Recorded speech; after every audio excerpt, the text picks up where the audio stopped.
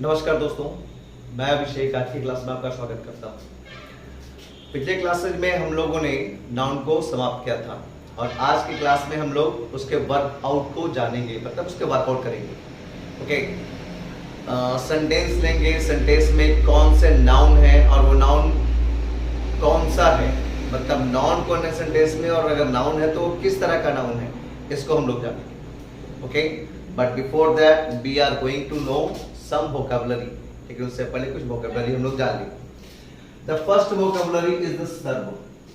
सर्व मतलब सेवा भी होते हैं, सेवा करना भी होते हैं और परोसना भी होते हैं।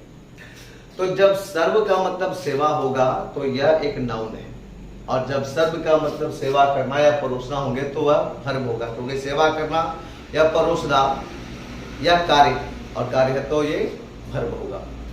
सेंटेंस देखें बेस्ड ऑन दैट। सर्व मतलब सेवा। It's my serve for the nation. It's my serve, यह मेरी सेवा है। फॉर द नेशन मतलब राष्ट्र के लिए। सर्व का मतलब सेवा करना। The nurse is serving the patient, मतलब नर्स पेशेंट की, रोगी की सेवा कर रही है। The next is serve is परोसना।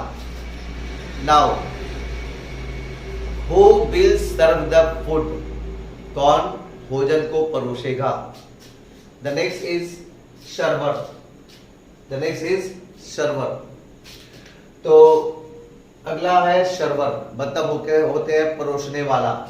हमने देखिए सर्व से ही बनाया है सर्वर को, ठीक है।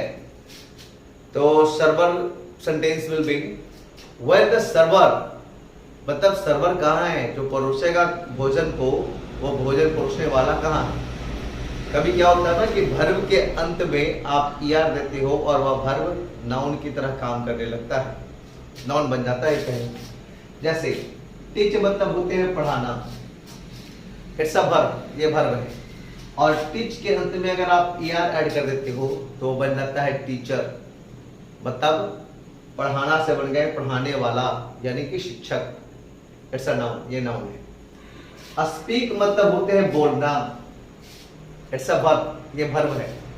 और स्पीक से बनते हैं स्पीकर, मतलब बोलने वाला या वक्ता, और इट्स अ नाउन, ये नाउन है। Okay, in the same way, ठीक उसी प्रकार से स्विम मतलब होते हैं तैरना, और स्विमर मतलब तैरने वाला, इट्स अ नाउन, ये नाउन हो जाएंगे। तो ठीक उसी प्रकार से यहाँ पर भी है। स्पीक मतलब होते हैं, सॉरी स्पीक हो गया, यह सर्व मतलब होते हैं सेवा करना या परोसना, और सर्वर मतलब हो जाते हैं परोसने वाला। The next is servant. Servant मतलब होते हैं नौकर। Ramu is his servant, Ramu उनका नौकर है। एम, तो एम मतलब लक्ष्य होते हैं। लक्ष्य के और भी कई स्पेलिंग है, जैसे एम मतलब होते हैं लक्ष्य, गोल मतलब होते हैं लक्ष्य, बुल आइज मतलब भी होते हैं लक्ष्य, ठीक है। और भी है, जैसे टारगेट मतलब भी होते हैं लक्ष्य, ठीक है ना। एम्बिशन मतलब भी होते हैं लक्ष्य, और भी ऐसे कई सारे वर्ड मीनिंग है।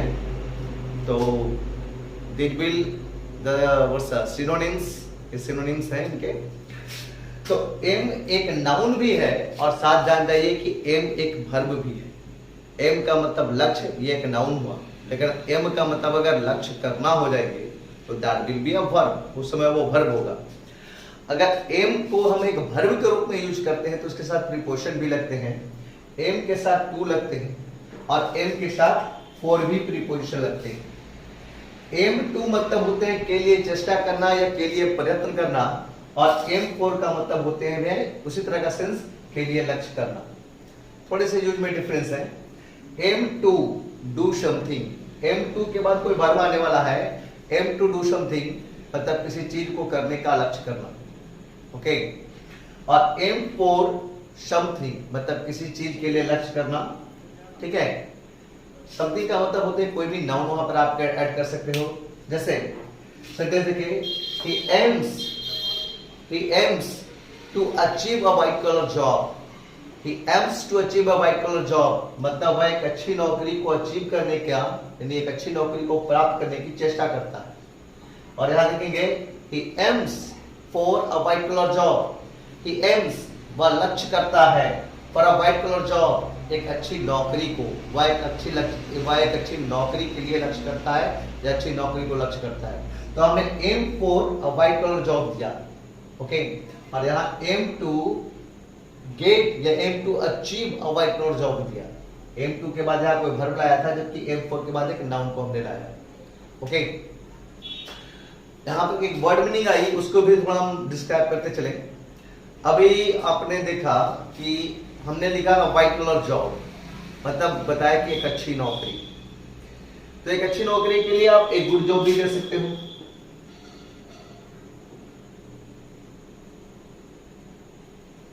But it will be so common. ये तो बहुत से कॉमन सा वर्ड मीनिंग हो जाएगा। हमें कुछ वर्ड मीनिंग ऐसे भी बोलने हैं जो कि थोड़ा इफेक्टिव, अट्रैक्टिव हो, किसी को अट्रैक्ट कर सके।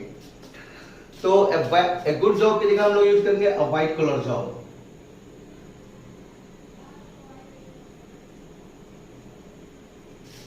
और व्हाइट कलर जॉब मतलब एक अच्छी नौकरी, ऐसी नौकरी जिसमें हमेशा आपका कलर व्हाइट रहे, ठीक है। तो ऑब्वियस है कि कोई अच्छी सी नौकरी होगी।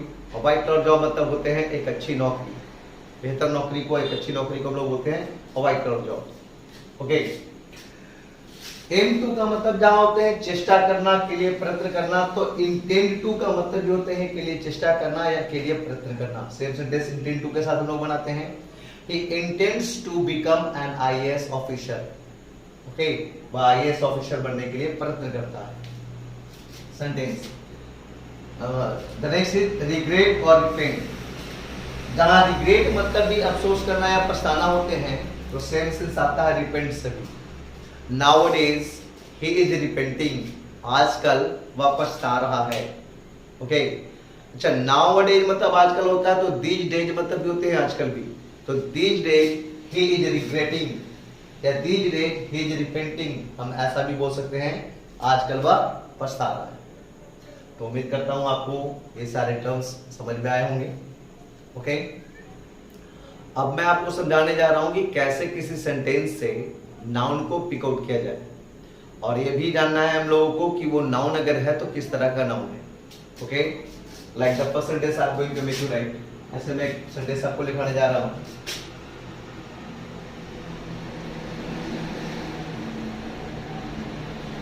Ornaments are made of gold and silver.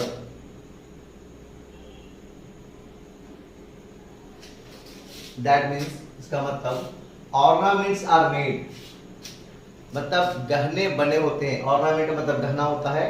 Ornaments are made गहने बने होते हैं ऑफ गोल्ड एंड सिल्वर सोने और चांदी के। यहाँ पर जान जाए कि मेड के साथ ऑफ प्रीपोजिशन लगते हैं। मेड ऑफ मतलब होते हैं किसी चीज का बना होना। तो ornaments are made of gold and silver मतलब गहने सोने और चांदी के बने। अब जानिए इसमें कौन कौन नाउन है। ऑर्नामेंट एक निर्जीव वस्तु का नाम है। नाम है तो ये नाउन है ना। गोल्ड एक मेटल का नाम है। नाम है तो ये नाउन है। सिल्वर सिल्वर भी एक मेटल का नाम है। नाम है तो ये नाउन है। जैसा आपको बताया गया था कि noun is a naming word. Noun naming word होता है। किसी भी चीज के नाम को दर्शाने वाला नाउन होता है। तो ये नॉन लिविंग चीज के नाम को दर्शाया जा रहा है और इन दोनों के जरिए मेटल के नाम को दर्शाया जा रहा है। तो जो नाम को दर्शा रहे हैं मतलब जो नाम है वो नाउन है। तो देखिए ऑर्नामेंट्स कैसा नाउन होगा। तो नाउन को पिक आउट करने के लिए उसके नाम को जानने के लिए हमने बताया था जैसा कि नाउन दो प्रकार के होते हैं। एक होते हैं काउंटेबल और एक होता है अनकाउंटेबल। तो खुद से अपने आप में जज करें कि वो नाउन काउंटेबल है कि अनकाउंटेबल, तब हम आगे जाए। जैसे ऑर्नामेंट मतलब होते हैं गहने। तो गहने को हम गिन सकते हैं। हाँ, हम गहनों को गिन सकते हैं। तो गिन सकते हैं तो ये हो जाएंगे काउंटेबल नाउन। अगर कोई नाउन काउंटेबल है तो वो तीन प्रकार का हो सकता है। पेशिशी या तो प्रॉपर या तो कॉमन या तो कलेक्टिव। गहना करने से किसी खास गहने का बोध होता है नहीं। गहना का मतलब अगर मेरे घर में कोई गहना है तो वो भी आ जाएगा। अगर आपके घर में कोई गहना है तो वो भी उसके अंतर्गत आएगा। ठीक है। पैर में पहने जाने वाले भी गहने कहलाएंगे।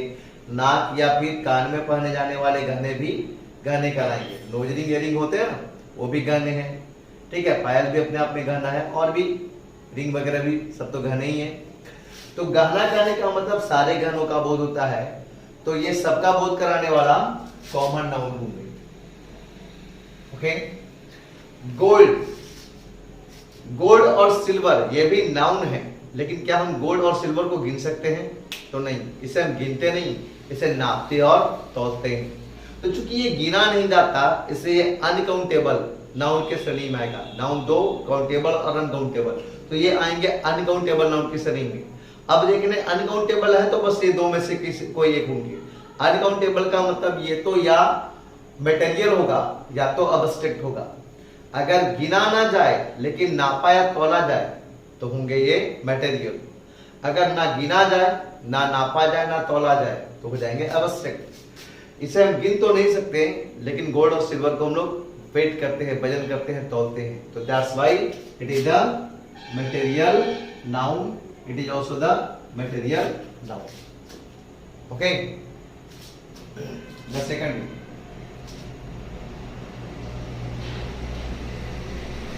Patna, it is the capital of Bihar. Patna is the capital of Bihar. इस सेंटेंस को हम लोग देखिए, पटना एक शहर का नाम है, तो अगर ये नाम है तो नाउन है। इज नाम नहीं है, द भी आर्टिकल है, ठीक है, ये नाउन नहीं है।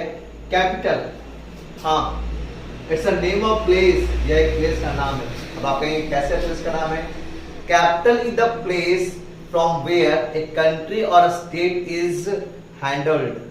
मतलब कैपिटल उस जगह को कहेंगे, उस स्थान को कहते हैं जहां से किसी कंट्री या स्टेट को नियंत्रित किया जाता है।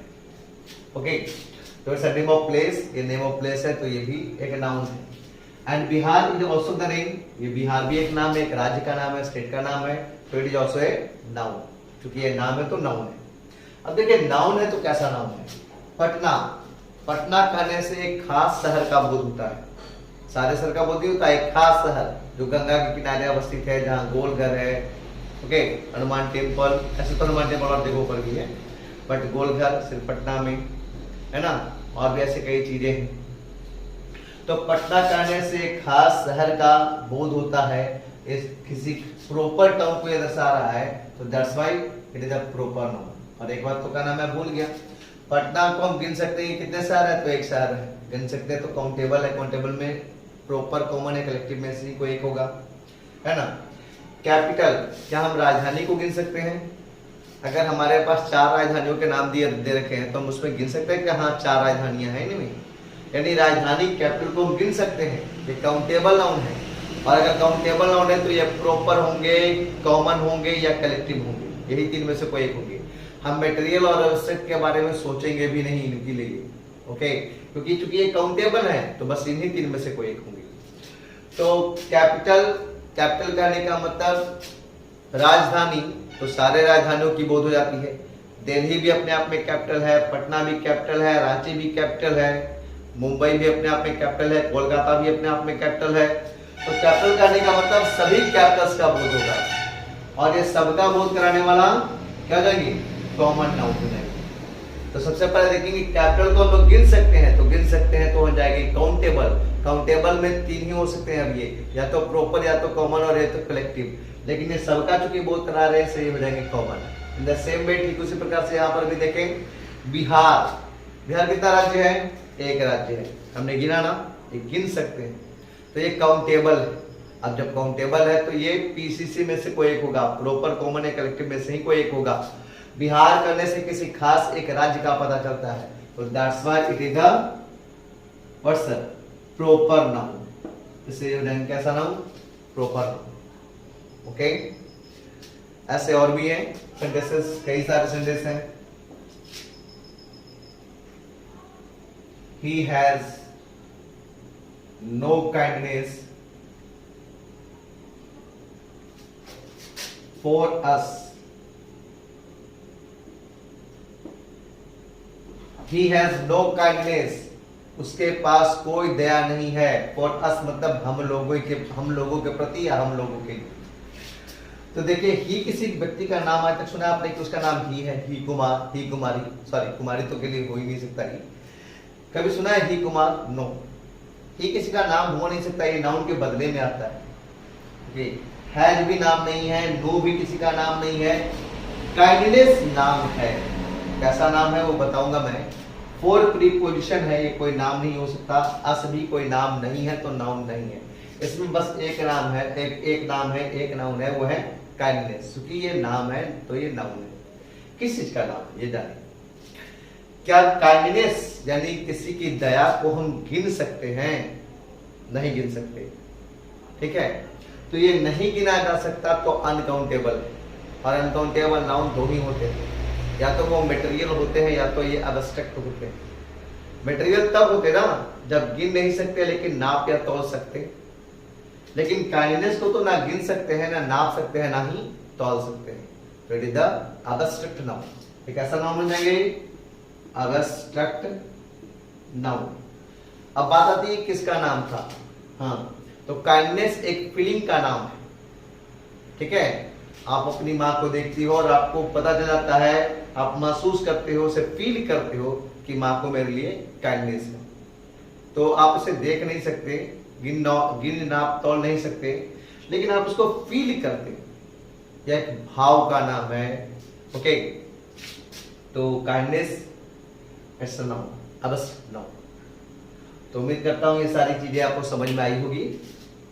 ठीक, तो ऐसे कुछ और सेंटेंसेस मैं आपको देने वाला हूं एज अ वर्क। आप उनमें से नाउन को पिक आउट करें, और ना सिर्फ पिक आउट करें, अगर आप किसी नाउन को फाइंड आउट नहीं कर पाते हैं या किसी नाउन को फाइंड आउट करने में आपको प्रॉब्लम होती है तो आप कमेंट बॉक्स में उसे पूछें। आई मस्ट रिप्लाई, मैं आपको जरूर से रिप्लाई करूंगा। Okay, and if whatever I taught you have got, अगर जो कुछ भी मैंने पढ़ाया है आपको समझ में आया है, then kindly subscribe my channel and like the video. Thank you.